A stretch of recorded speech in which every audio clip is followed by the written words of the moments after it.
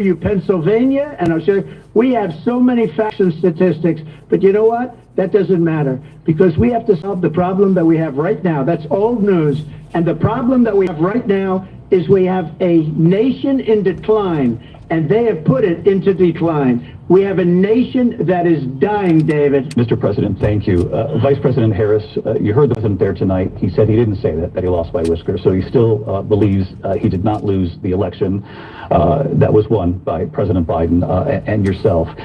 But I do want to ask you about something that's come up in the last couple of days. This was a post from President Trump about this upcoming election just weeks away. He said, when I win, those people who cheated, and then he lists donors, voters, election officials, he says will be prosecuted to the fullest extent of the law, which will include long-term prison sentences.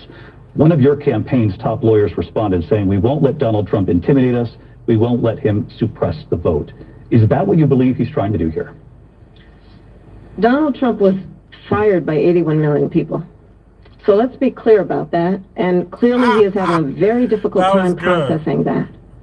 But we cannot afford to have a president of the United States who attempts, as he did in the past, to upend the will of the voters in a free and fair election. And I'm going to tell you that I have traveled the world as Vice President of the United States, and world leaders are laughing at Donald Trump.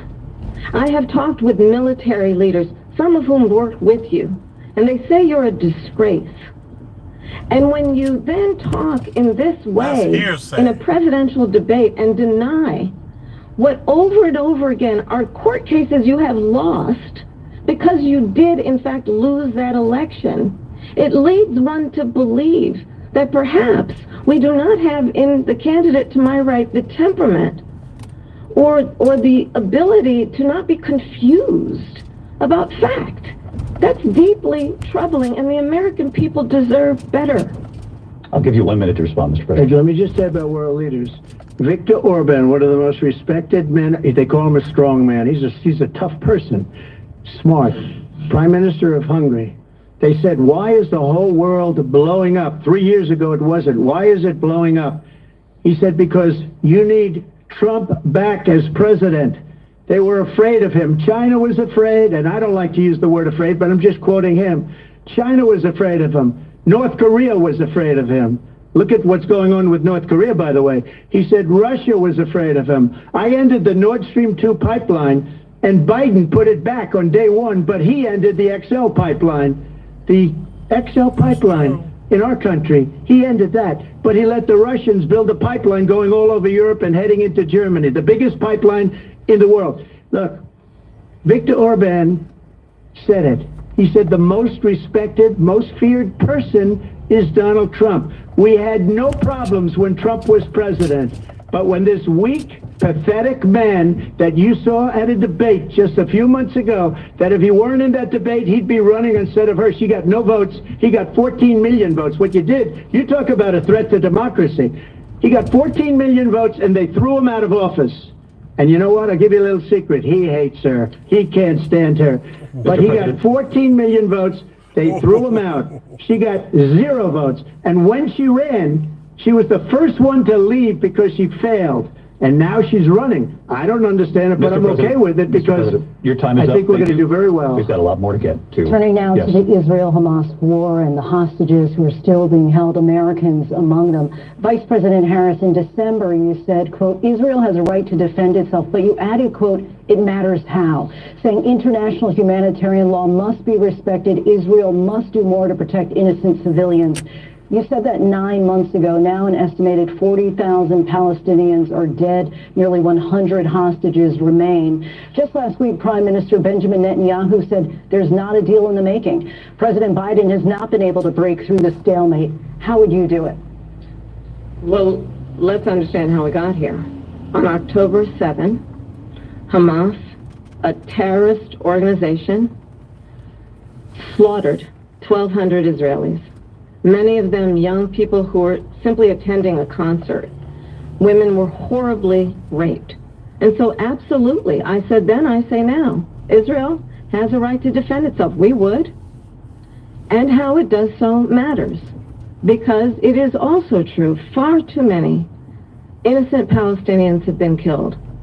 Children, mothers. What we know is that this war must end.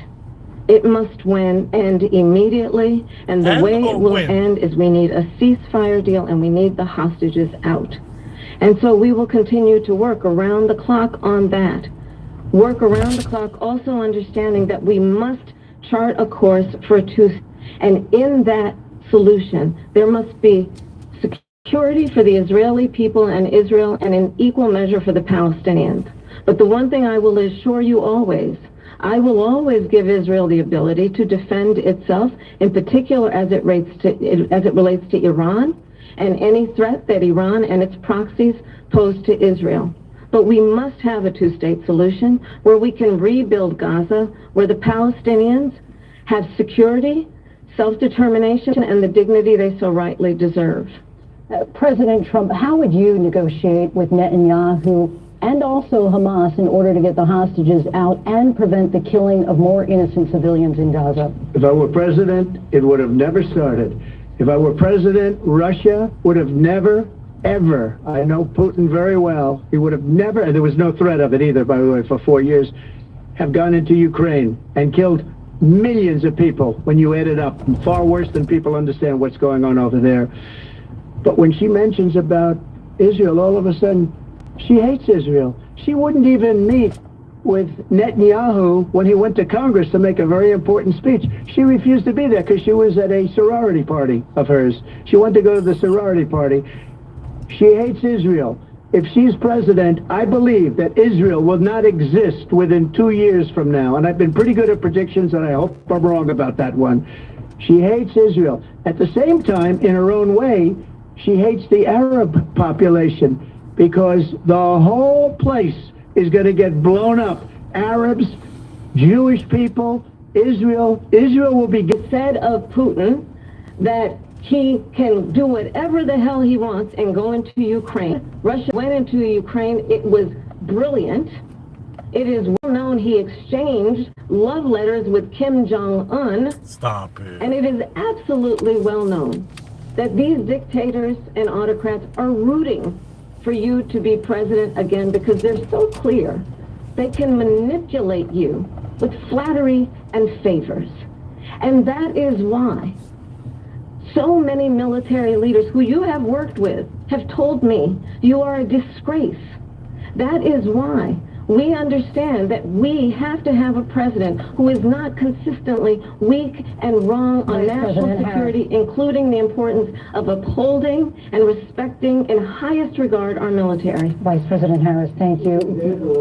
And she's the one that caused it, that's weak on national security by allowing every nation last month for the year, 168 different countries sending people into our country. Their crime rates are way down. Putin endorsed her last week, said, I hope she wins. And I think he meant it, because what he's gotten away with is absolutely incredible. It wouldn't have happened with me.